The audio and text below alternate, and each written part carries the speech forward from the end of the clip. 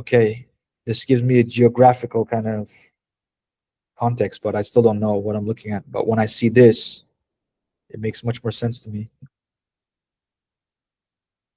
It allows me to understand more what Neom offers. Like Sindala, look how beautiful it looks. I don't know, a combination of the two. You know, like on Booking.com, they say this place is great for couples, or this greatest place for solo travelers. I like how you've got it here. Well, I think it's very visual here, where you have the three centers. And so anyone who just immediately comes into this knows the layout. And then you can immediately go in and dive deeper. Someone who maybe has not even heard a word of Neom has a very visual representation of the layout. I think that's really useful. And you can dive in. I think it's far more user-friendly than what I looked at before. I think it's a significant improvement. The way the app is structured, it seems that you can go deeper, but you can get a high-level view.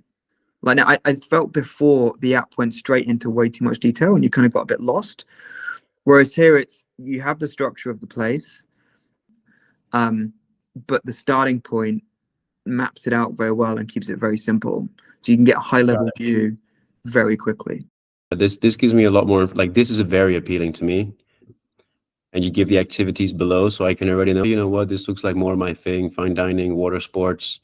That's quite nice. I like the fact that you've highlighted all the different touch points across the island. That's good. And then presumably here I can search specific activities, could I? Okay, cool.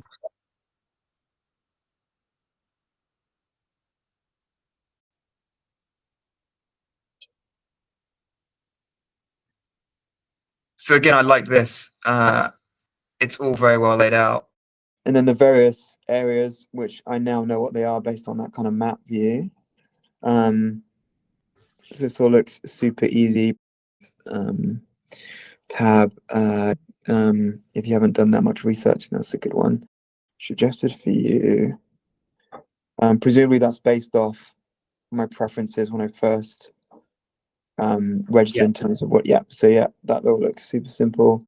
So it's easy to find. Like, I think I really like the interface. Looks clean. Like,